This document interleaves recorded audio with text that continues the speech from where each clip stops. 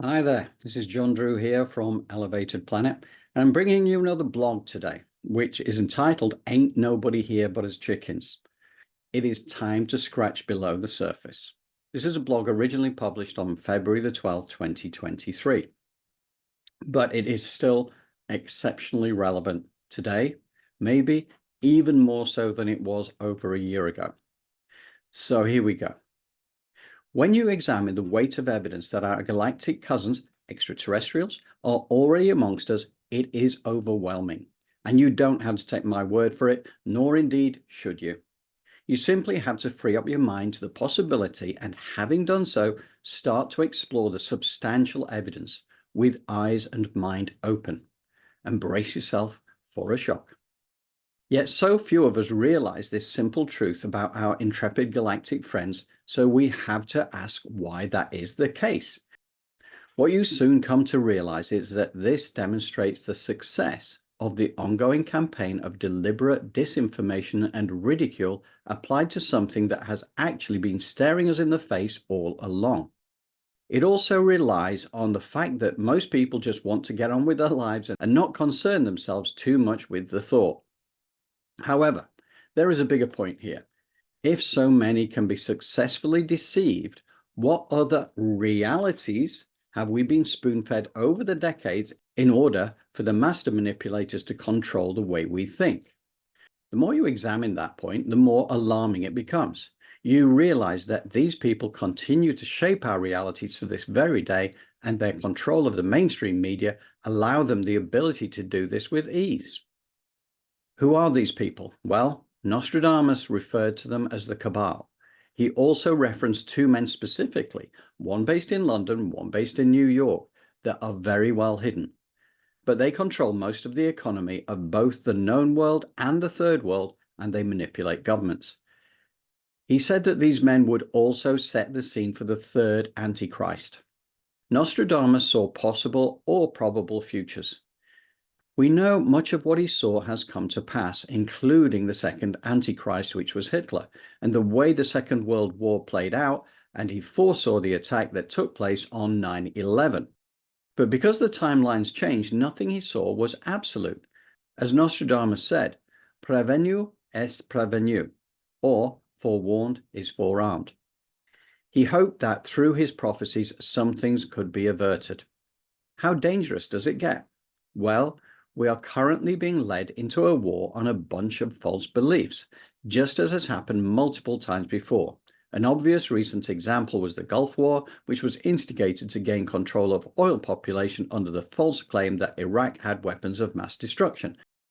Understandably, not many had sympathy for Saddam Hussein, but how many innocent people had to die to have their lives destroyed in order for the Western world to seize these prized assets? There are those that make significant amounts of money by propagating war. They are very powerful people, they have significant control over governments, and they do not concern themselves with collateral damage. It's just a power game. The creation of fear, lack of resources and money, division between nations, the call to instant judgment, the media obsession with only showing the darkness when so much light exists in the world, encourages people to buy into the war narrative. People will feel that we have no choice. We have to defend the righteous and defeat the enemy. The cycle of distortion and manipulation has to be broken, and that time is coming.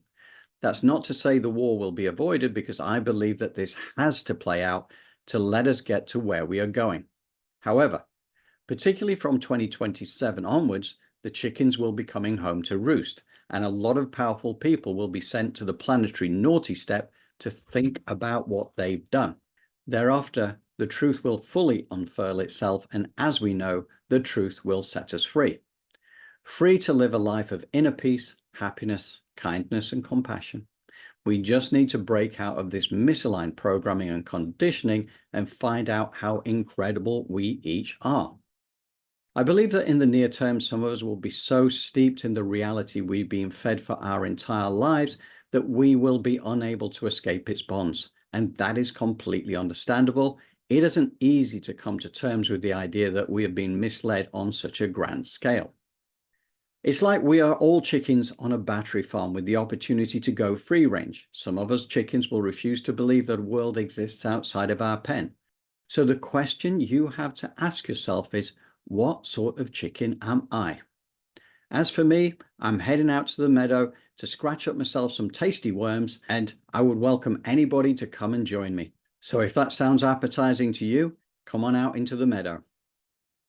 In order to find our freedom, we firstly have to appreciate that we have been misled and that the time has come for us to take back our power. How? We simply step out of fear into fearlessness, then no one holds power over us. And you need fear no one and no thing. Why? Well, ask yourself, what is the worst that can happen?